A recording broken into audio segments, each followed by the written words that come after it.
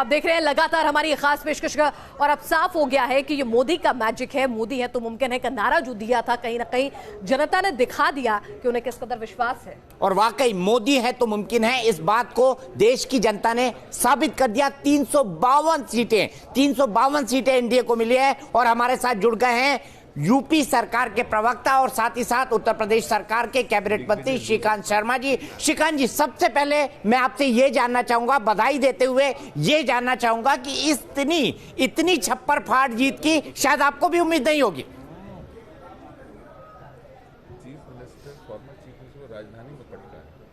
नहीं दीपक जी, हमको भरोसा था, और क्योंकि जो प्रधानमंत्री के जो गरीब कल्याण की योजनाएं चल रही हैं, क्योंकि मैं अब पूरे प्रदेश में जाना होता है, देश में भी जाना होता है, जहां जहां जिन जिन गांव में जा रहे थे, जहां बिजली की रोशनी पहुंची है, लोग स्वागत करते थे, मिठाई खिलाते थे, जिनके घर में गैस का चूल्हा है, बहन बेटियों को जो शौचालय मिला है, किसान सम्मान निधि मिली है, किसानों का झुंड बना बनाकर सब मोदी जी का अभिनंदन करते थे। तो ये अंडर जो करंट था उनको लेकर, उनके कामों को लेकर, और खासतौर से जो गांव में जो हमारी मातृशक्ति है, जो गांव में जो महिलाएं हैं जो घर चलाती हैं, जिनको हम गृहिणी कहते हैं, उनका जो उत्साह था दीपक जी, वो देखते ही बनता था। और इसी का परिणाम है कि हमें आजादी से लेकर लंबे समय के बाद किसी एक पॉलिटिकल पार्टी को अकेले 54% से ज्यादा वोट मिला है। जो परसेंटेज है वो 54% है। मुझे लगता है कि इंदिरा जी के समय का जो भी, अगर आप मुझे करेक्ट करें, अगर मैं कहीं आंकड़ा थोड़ा इधर उधर है तो आप के पास आंकड़े होंगे, लेकिन हमें 54% से ज्यादा वोट मिला है पूरे देश भर में।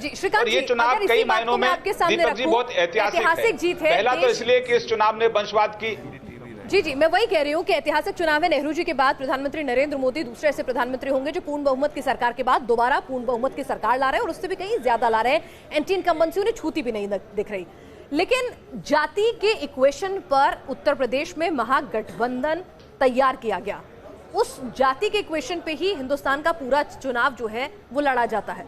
उसको कैसे भेदा आपने? खुद राजनाथ सिंह जी ने यह कहा था कि 20 सीटों तक का नुकसान हो सकता है। उसको कैसे भेद पाए आप उत्तर प्रदेश में?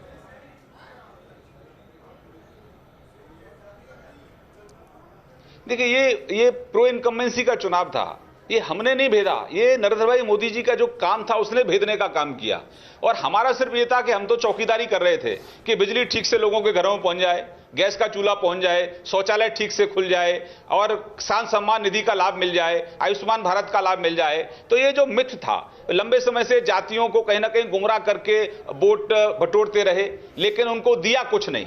तो उनको लगा कि भाई आजादी से लेकर आज तक हमको जो मिलना चाहिए था वो मिला नहीं, मोदी जी ने हमको दे दिया है। तो वो सब मोदी जी के हो गए।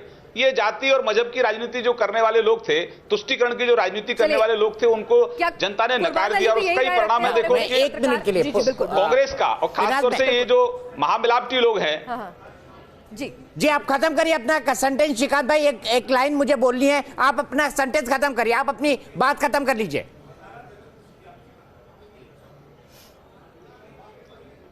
नहीं दीपक जी, सवाल पूछ लीजिए मेरा। हाँ, आप पूछ लीजिए सवाल। मैं आपको एक पैकेज दिखाना चाहता हूं, और ये पैकेज है विपक्ष की पूरी नेगेटिव कैंपेन का। उसको कैसे एक पॉजिटिव कैंपेन ने कन्वर्ट किया भारतीय जनता पार्टी ने, प्रधानमंत्री नरेंद्र मोदी ने। उसके बाद हम श्रीकांत जी का रिएक्शन लेंगे। आइए देखते हैं क्या निगेटिव कैंपेन विपक्ष की तरफ से आई है इस पूरे चुनाव के दौरान। एक नजर डाल लेते हैं।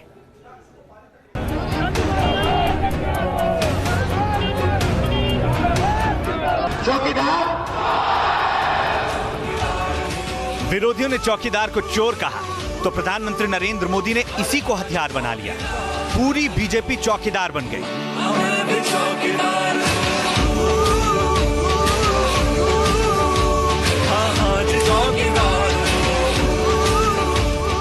विरोधी ने पीएम मोदी की जाति पर सवाल उठाया, पीएम मोदी ने उसको भी साध लिया। मोदी कौन जात का है?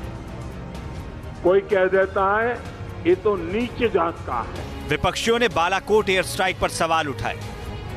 प्रधानमंत्री नरेंद्र मोदी ने उसको भी सेना के शौर्य पर शक करने का मुद्दा बताकर विपक्ष के खिलाफ ऐसा चक्रव्यूह तैयार किया कि सब कुछ धाराशायी हो गया। पाकिस्तान में घुसकर आतंकियों को मारा। 2019 के लोकसभा चुनाव के प्रचार में बीजेपी और विपक्षियों के बीच बहुत तरह की जुबानी जंग चली, लेकिन उसमें सबसे ज्यादा हावी रहा विपक्ष का पीएम मोदी पर निजी हमला। फ्रांस के साथ राफेल विमान सौदे को लेकर कांग्रेस अध्यक्ष राहुल गांधी लगातार प्रधानमंत्री नरेंद्र मोदी पर सवाल उठाते रहे। राहुल गांधी चुनावी सभाओं में चौकीदार यानी देश के प्रधानमंत्री नरेंद्र मोदी को चोर बताते रहे। सुप्रीम कोर्ट में माफी मांगने के बाद भी आखिरी फेज तक राहुल गांधी चौकीदार चोर है का नारा बुलंद करते रहे। चौकीदार, अभी भैया मजा नहीं आया, चौकीदार। प्रधानमंत्री नरेंद्र मोदी ने इसको भी भुना लिया। सबसे पहले तो प्रधानमंत्री ने खुद को और ज्यादा चौकीदार बताना शुरू कर दिया। अपने ट्विटर हैंडल पर भी नाम के आगे चौकीदार लगा दिया। उसके बाद बीजेपी के बाकी नेताओं ने भी खुद को चौकीदार बताना शुरू कर दिया। एक तरफ राहुल गांधी चौकीदार चोर है का नारा बुलंद कर रहे थे, तो दूसरी तरफ प्रधानमंत्री नरेंद्र मोदी का मैं भी चौकीदार अभियान था। आप आश्वस्त रहिए, आपका ये चौकीदार पूरी तरह से चौकन्ना है। इसके अलावा नरेंद्र मोदी ने चुनावी रैलियों में ये भी कहा कि एक तरफ दमदार चौकीदार है तो दूसरी तरफ दागदारों की भरमार है। प्रधानमंत्री मोदी के ये बयान भी खूब इस्तेमाल किया गया कि आतंकी दुआ मांग रहे हैं कि चौकीदार से छुटकारा मिल जाए।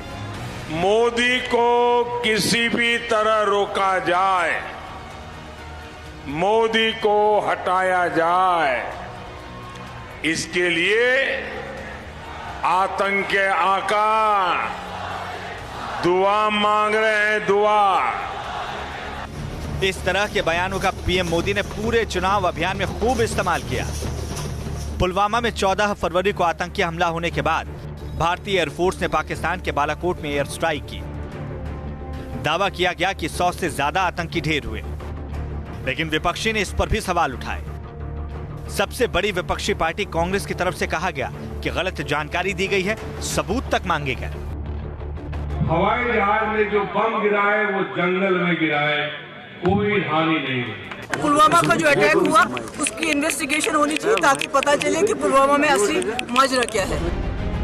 पीएम मोदी और पूरी बीजेपी ने इस मुद्दे को खूब भुनाया। पीएम ने अपनी रैलियों में कहा कि आतंकी मारे जाते हैं तो भारत में कुछ लोग रोते हैं। आपको मोदी पे भरोसा है ना? अब नया हिंदुस्तान डरेगा नहीं। नया हिंदुस्तान आतंकियों के घर में घुसकर मारेगा। पीएम मोदी की जाति को लेकर विपक्षियों ने सवाल उठाए। उत्तर प्रदेश में महागठबंधन के नेताओं ने कहा कि पीएम मोदी असली ओबीसी नहीं है। श्री नरेंद्र मोदी जन्म से ओबीसी नहीं है, इसलिए इन्होंने जातिवाद का दंश अर्थात उत्पीड़न आदि नहीं झेला है। श्री मोदी अपने को जबरदस्ती पिछड़ा बताकर जातिवाद का खुलकर राजनीतिक स्वार्थ के लिए इस्तेमाल करते रहे हैं। पीएम मोदी ने इस मुद्दे को भी खूब बुनाया। पीएम ने कहा कि वो पहले मुझ पर हमला करते थे, अब मेरी जाति को भी नहीं छोड़ा। इस देश को जब तक मेरे विरोधियों ने मुझे गाली नहीं दी तब तक पता ही नहीं था कि मेरी जात कौन सी है। लेकिन अब मैं बहन जी का आभारी हूं। पूरे चुनाव में पीएम मोदी ने विपक्ष के हमलों को ही हथियार बना लिया और उसी से विपक्ष की पूरी रणनीति में पलीता लगा दिया। अब चुनाव के नतीजों ने साबित कर दिया है कि जनता को सिर्फ प्रधानमंत्री नरेंद्र मोदी का नैरेटिव ही पसंद आया है। Team news nation. और आइए अब सीधे ले चलते हैं अमेठी, जहां स्मृति ईरानी अपनी जीत के बाद क्या कुछ कह रही हैं, मीडिया से संबोधित हो रही हैं, जरा सुनते हैं।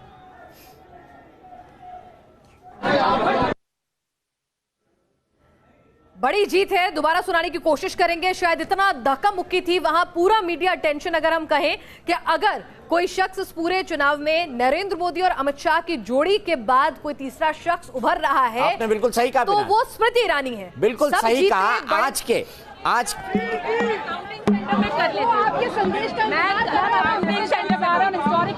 आराम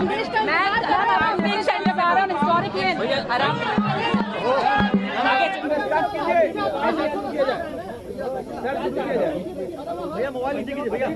ऑलमोस्ट 100% स्ट्राइक रेट रहा आपका बिहार में आज। नहीं, सबसे पहले मैं बिहार की जनता को और मतदाताओं को विशेष तौर पर उनके प्रति मैं सम्मान प्रकट करता हूं और उनको मैं बधाई देता हूं। लोकतंत्र में जनता मालिक है। उन्होंने अपनी इच्छा के अनुरूप मतदान करके एक निर्णय स्पष्ट तौर पर रखा है और ये हम लोगों के लिए और भी बड़ी जिम्मेवारी है।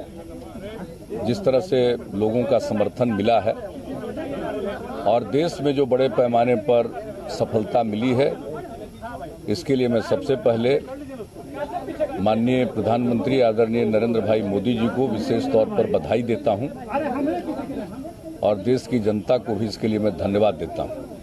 जीत है जिस प्रकार से मोदी जी ने विजन दिया है, सबका साथ सबका विकास, और ये हो गया सबका विश्वास। अब भोपाल को क्या मिलने वाला है? बहुत कुछ। मोदी जी अमित शाह जी के नेतृत्व में बहुत आगे बढ़ेगा देश और बहुत बढ़ेगा भोपाल। पूरे देश में जो है एक विश्वास है और जो 5 वर्षों में मोदी जी ने जो करके दिखाया है देश के लिए, ये जनता ने विश्वास पुनः दिया है कि देश और आगे बढ़ेगा। भोपाल में गर्मी तो जीता है।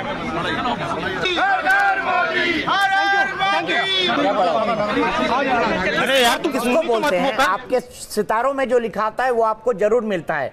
10 साल पहले जब साध्वी प्रज्ञा की गिरफ्तारी हुई होगी तो शायद उन्होंने कभी भी सपने में नहीं सोचा होगा कि एक बार दिग्विजय सिंह नाम के मुख्यमंत्री, पूर्व मुख्यमंत्री को हरा के, आतंकवाद कहा था, जिस शख्स ने भगवा आतंकवाद कहा था, जो व्यक्ति उनके राज्य का 10 साल मुख्यमंत्री रहा था, उसको लगभग 3 लाख वोटों से हराकर वो संसद का रुख करेंगी। मेरे ख्याल से श्रीकांत शर्मा भी। इसी में मैं एक बात और जोड़ना चाहूंगी, जहां किस्मत की बात कर रहे हैं, अभी इंतजार करना होगा कि बीजेपी की डिसिप्लिनरी कमेटी जो है वो क्या एक्शन, कुछ कड़ा एक्शन ना ले ले। मेरे ख्याल से इस जीत के बाद काफी चीजें माफ हो जानी चाहिए और मुझे लगता है कि इस तरह के बयान माफ होंगे, लेकिन चूंकि प्रधानमंत्री ने यह कहा था कि मैं उनको मन से कभी माफ नहीं करूंगा, तो ये एक बड़ा स्टेटमेंट था, क्योंकि नरेंद्र मोदी जी इस तरीके के स्टेटमेंट नहीं देते हैं। आइए हम आपको सुनवाते हैं मार्गदर्शक मंडल के सदस्य मुरली मनोहर जोशी क्या कुछ कह रहे हैं इस जीत के ऊपर। लाल कृष्ण आडवाणी ने नरेंद्र मोदी और अमित शाह को बधाई दी है। अब मुरली मनोहर जोशी का क्या कहना है, सुन लेते हैं। I extend my heartiest greetings and felicitations to both of them, and I also congratulate the people who have reposed such a big confidence on this party and its leadership, and I believe that the party will come true to their aspirations and expectations. Thank you, sir. Thank you much. Mukesh Mehta. Bharatiya Janata party की 2019 के लोकसभा चुनावों में इस शानदार जीत के लिए मैं प्रधानमंत्री श्री नरेंद्र मोदी जी, पार्टी के कार्यकर्ताओं का हार्दिक अभिनंदन करता हूं और जनता का के प्रति आभार प्रकट करता हूं कि उन्होंने इतने बड़ी मात्रा में पार्टी का समर्थन किया। तो सीधे चलते हैं श्रीकांत शर्मा जी के पास। श्रीकांत जी, आप खुद भारतीय जनता पार्टी के मीडिया के प्रभारी रहे हैं और 2014 का चुनाव जब लड़ा था तब आप ही भारतीय जनता पार्टी के पूरे मीडिया को संभालते थे। पार्टी ने अब आपको नई जिम्मेदारी दी है। मैं जानना चाहता हूं कि ये किसका आइडिया था मीडिया में कि अगर राहुल गांधी चौकीदार चोर है कैंपेन चला रहे हैं तो उसके जवाब में चौकीदार कैंपेन चला देनी चाहिए। मेरे ख्याल से भारतीय जनता पार्टी का ये एक ऐसा मास्टर स्ट्रोक था जो शायद लोगों ने एक्सेप्ट किया और लोगों ने इस जवाब को भारतीय जनता पार्टी के पसंद किया। वरना राहुल गांधी का ये नारा भी चल सकता था कि चौकीदार चोर है, लेकिन इसका ये परफेक्ट जवाब था। किसका आइडिया था?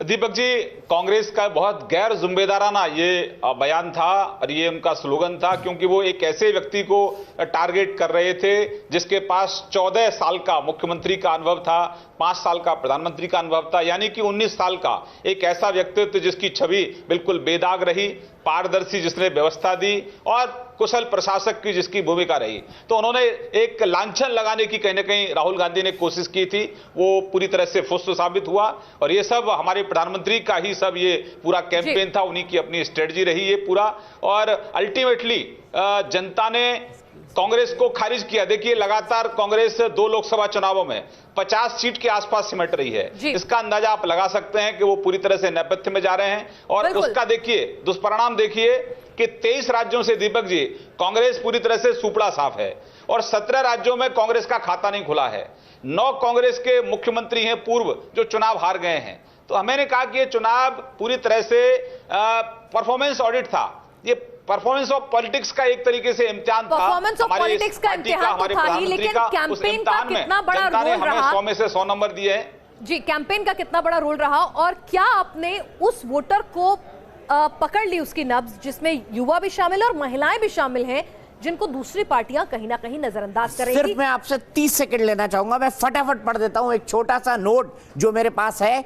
क्यों प्रधानमंत्री जीते हैं, भारतीय जनता पार्टी के जो थिंक टैंक है वो क्या सोचते हैं। पहला, मजबूत नेतृत्व। दूसरा, कड़े फैसले लेने का दम दिखाना। भ्रष्टाचार के खिलाफ काम करना। तंत्र में चहुमुखी सुधार करना। प्रखर राष्ट्रवाद, राष्ट्रीय सुरक्षा, दुश्मन को घर में घुसकर मारना, योजनाओं की होम डिलीवरी, योजनाओं का भेदभाव रहित क्रियान्वयन। और तीसरी बात जो मुझे काफी जचती है वो ये है कि सभी जातियों से मोदी को मिला समर्थन, यानी जातियों को तोड़ दिया। महिलाओं का समर्थन, और उसके लिए जो उन्होंने तर्क दिए हैं वो है गैस, शौचालय, घर, बिजली, ये तमाम योजनाएं महिला केंद्रित रही। और साथ ही युवा करता नहीं था, आधी आबादी को कोई भी टारगेट करता नहीं था, उन्हें एक सीरियस वोटर के तौर पर नहीं काउंट किया जाता था। लेकिन अब महिलाएं न सिर्फ घर से बाहर निकलती हैं बल्कि लंबी लंबी कतारें लेकर निकलती हैं। ये मोदी का मैजिक है, ये तो साफ हो गया है, क्योंकि जिस तरह से मोदी जी के नाम पर तमाम उम्मीदवारों ने वोट मांगे हैं और मोदी जी पर विश्वास जताया है। लेकिन क्या चित्रिता, जो सवाल मैंने ब्रेक पर जाने से चित्रिता वो मोदी जी के जीत में खो गई है। स्टूडियो की तरफ ध्यान नहीं है चित्रिता का। मैं ये पूछ रही हूँ कि क्या मोदी जी ने उस सेगमेंट को टारगेट किया जिसको अभी तक कोई भी पॉलिटिकल पार्टी बहुत ज्यादा तवज्जो नहीं देती थी, महिलाएं? जी बिल्कुल, क्योंकि मेरे ख्याल से मोदी सरकार की जो सबसे पॉपुलर उज्ज्वला जो है वो सही में एक बहुत अच्छा ये पॉलिसी है। और गाँव में जिस तरह से हमने देखा है कि उज्ज्वला स्कीम पहुंचाए घर घर, वहाँ महिलाओं ने खासकर ग्रामीण इलाकों से महिलाओं ने बीजेपी का साथ दिया। खाली बीजेपी नहीं, ये माना कि मोदी जी ने पहली बार ऐसा एक स्कीम निकाला है जो उनकी मुसीबतें दूर कर सकती हैं। तो कुछ हिसाब से मोदी जी का और बीजेपी का ये एक मैं कहूँगी बहुत ही जोरदार एक पॉलिसी रही और उन्होंने ये टैप कर पाए महिलाओं का जो जिनको कभी इस तरह से सोचा नहीं जाता था। और सिर्फ उज्ज्वला ही नहीं, जनधन का खाता महिलाओं का खुला, डायरेक्ट सब्सिडी ट्रांसफर, 3 तलाक का मुद्दा, साथ ही साथ उज्ज्वला गैस के बाद बिजली घरों में पहुंचाना, इज्जत घर यानी शौचालय, पक्के घर, ये भी महिलाओं के लिए बहुत बड़ी एक जिसको कहें कि घर को संभालना महिला का काम होता है। हालांकि पुरुष को भी संभालना चाहिए, वैसे मैं नहीं संभालता हूं, लेकिन फिर भी मैं आपको ये बता दूं कि सभी को घर संभालना आना चाहिए और आधी आबादी को टारगेट करना, ये सबसे महत्वपूर्ण बात थी जो प्रधानमंत्री जी ने किया था। श्रीकांत शर्मा जी जाने वाले हैं, उनके पास वक्त नहीं है। आखिरी सवाल श्रीकांत शर्मा जी मैं आपसे लेना चाहूंगा और मेरा सीधा सवाल है, आपने ये नहीं बताया कि मैं भी चौकीदार कैंपेन का आइडिया किसका था। आप बताइए, थोड़ा सा हमको इनसाइड इंफॉर्मेशन दे दीजिए, ये आइडिया आया कहां से कि सब लोग अपने ट्विटर अकाउंट के आगे चौकीदार लिखेंगे? आपने तो बकायदा गाने वाने भी बजवा दिए, पूरा एक म्यूजिक थीम तैयार कर दिया श्रीकांत जी। किसकी प्लानिंग थी? आप बीजेपी दीपक जी आप भाजपा को बहुत अच्छे से जानते हैं। हमारे यहाँ ये सब चीजें बहुत सामूहिक होती हैं और बाहर बताने के लिए नहीं होती हैं। और ये गाना किसने बनाया था, मैं भी चौकीदार हूं, ये किसका आइडिया था? वो मंझे में प्रवक्ता रहे हैं, वो उतना ही बोलेंगे जितना वो सर्वविदित है, उसकी जानकारी तो आपको है। एजेंसी को। चलिए श्रीकांत जी, आप हमसे जुड़े, आपने हमसे भी जीत की बधाई में उनका भी योगदान है, क्योंकि चलिए बहुत अच्छा लगा दीपक जी, बहुत व्यवस्था है वो सुधरी है। श्रीकांत जी, तो कुछ कंट्रीब्यूशन आपका भी अच्छा रहा है, क्योंकि यूपी में जो बिजली की स्थिति थी वो भी इंप्रूव हुई है। और आपको एक बार फिर से हमारी तरफ से, न्यूज नेशन की टीम की तरफ से, चैनल की तरफ से आपको बहुत बहुत बधाई हो। श्रीकांत जी हमारे साथ जुड़े थे। मेरे ख्याल से पिनाज हमको एक क्विक ब्रेक लेना चाहिए। जब हम वापस आएंगे तो आगे की बात करेंगे कि आगे अब क्या होगा एजेंडा सरकार का, क्योंकि प्रधानमंत्री बदले बदले से मोदी नजर आएंगे, क्या उनकी पॉलिसीज होंगी, क्या इस बार भी उतना ही बड़ा शपथ ग्रहण? मेरे ख्याल से नहीं, मेरे ख्याल से उनकी ये सरकार जो पिछले 5 साल से वो काम कर रहे थे और जो 2022 के उन्होंने कई सारे वादे किए थे उसका एक्सटेंशन होंगी। और प्रधानमंत्री मोदी अभी भारतीय जनता पार्टी के दफ्तर में किसी भी वक्त पहुंच सकते हैं। हालांकि वो लोक कल्याण मार्ग से अभी तक निकले नहीं है, क्योंकि बरसात हो गई है और भारतीय जनता पार्टी के कार्यकर्ता बरसात के बावजूद भी बीजेपी मुख्यालय के अंदर डटे हुए हैं। और हमें यह जानकारी मिल रही है पिनास कि वहां पर प्रधानमंत्री जरूर कैमरों के सामने कुछ बोलेंगे और वो अपने जो इलेक्टोरेट है उनको धन्यवाद देंगे। उन्होंने कार्यकर्ताओं को भी शुक्रिया अदा किया था, जिस तरह से खुद को भी कार्यकर्ता बताया था।